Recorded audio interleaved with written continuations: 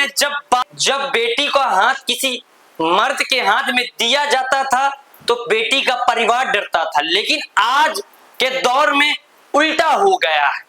आज अगर कोई बेटे का हाथ किसी बेटी को देता है तो यह डर लगा रहता है कि मेरा बेटा कहीं खो ना जाए, कहीं उसे कुछ हो ना जाए। आखिर मैं ऐसा क्यों बोल रहा हूं? कुछ महीनों पहले मुस्कान रस्तोगी ने अपने पति को ड्रम में भर दिया था और आज वही सीन दोहरा दिया है। राजा रघुवंशी और सोनम बेवफा इतना ट्रेंड कर रहा है सोशल मीडिया में कि वही कांड फिर से दोहरा दिया गया है। ये कलयुग का शुरुआती तो है कि एक के बाद एक के ऊपर एक पति को मारा जा रहा है। ऐसे कांड हर रोज हर एक दिन होते जा रहे हैं। ऐसी ही घटना हुई है, मेघालय में गई थी राजा रघुवंशी हनीमून मनाने।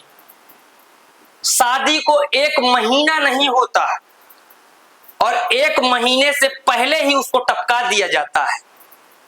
आखिर जब तुम्हें शादी करनी ही नहीं है, किसी का घर बर्बाद ही करना है, जब तुम्हारे प्यार में इतनी ताकत नहीं थी अपने घर में बात करने की, तो क्या किसी के बेटों को उजाड़ दोगे तुम?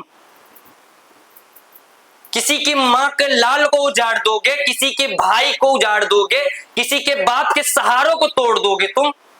मुझे आप लोग ये सवाल मैं आप लोगों से पूछूंगा कि आखिर सोनम जैसी मानसिक तौर की लड़कियां अपने पति को मारती क्यों हैं?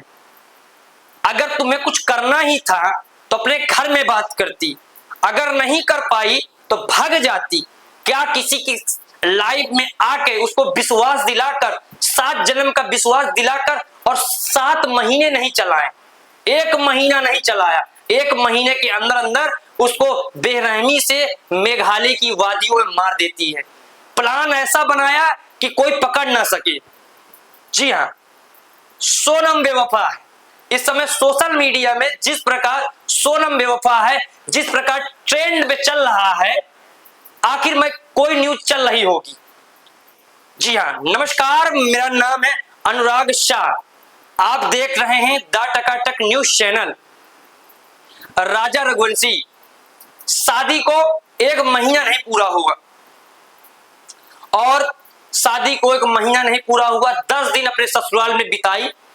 नया नया कपल था, बढ़िया हनीमून की तैयारी चल रही थी और राजा ने टिकट करवाई श्रीलंका की, लेकिन उसकी पत्नी ने अपोजिट कर दिया।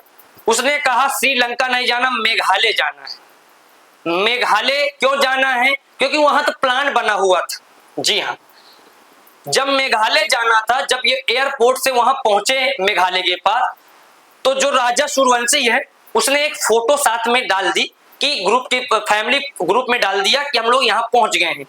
फिर उसकी मां ने जैसे ही फोटो को देखा, तुरंत राजा के पास कॉल किया। कॉल करके ये बोलती कि बेटा तुम लोग घूमने जा रहे हो और ये तुम लोग चैन क्यों पहने हो? काफी महंगी थी, 2.5-3 लाख की चैन थी, क्यों इसको पहन के जा रहे हो? तुम लोग घूमने जा रहे हो, क्या चोर उचक्के न लूट ले? इसलिए उसने मां ने कहा। लेकिन जब उसने बताया कि मेरी बीबी ने ऐसा कहा है कि आपके प्रति, जब उसकी मां ने वो फोटो देखी ग्रुप में, तब तुरंत ही राजा को कॉल करती है। कॉल क्यों करती है? जब उसको कॉल लगाती है, राजा से बोलती है बेटा जब तुम लोग घूमने गए हो तो ये चैन क्यों पहन के चले गए हो? काफी 2.5-3 लाख की चैन थी, कॉस्टली थी चैन।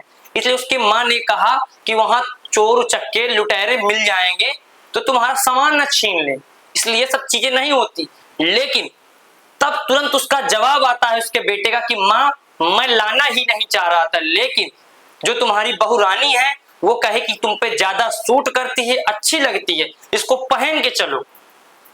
फिर उसकी मां ने उसको भी समझाया कि बेटा कहीं जाते हैं तो दिखावा नहीं करते हैं, सादा सिंपल जीवन जीते हैं। इसके बाद खुशी मन से कहती बेटा पहुंच गए जाओ, फोन काट देती है। इसके बाद ये जब घूमने कपल प्लेस में गए, वो लास्ट और आखिरी कॉल डिटेल थी राजा रघुवंशी अपने मां से। इसके बाद उनका कोई कॉल नहीं आता है। 17 दिन बाद पता चलता है, जब उनकी घर वाले वहां जाकर FIR कराते हैं और लापता दोनों कपल का बताते हैं। लेकिन कहानी में ट्विस्ट कहां से आता है, पहले आप ये जानिए। उत्तर प्रदेश गाजीपुर में सोनम रघुवंशी एक ढाबे में मिलती है। उत्तर प्रदेश में गाजीपुर में एक ढाबे में सोनम रघुवंशी मिलती है। जब उसको पुलिस पकड़ती है तो उसने कहानी क्या बनाई, पहले आप ये सुनिए।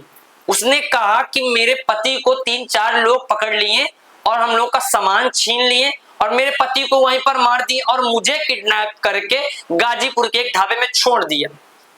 लेकिन कहानी ऐसी मनगढ़ थी, कोई विश्वास करने वाला ही नहीं था। ना उसके शरीर में कोई चोट था, ना कोई शरीर की उसकी ज्वेलरी खींची थी, वैसे उत्पीड़न नहीं थी कि जब कोई किसी का पति छोड़ता है, जब कोई किडनैप करता है तो उसको मानसिक रूप से मारता है, पीटता है, शरीर पे घाव होते हैं।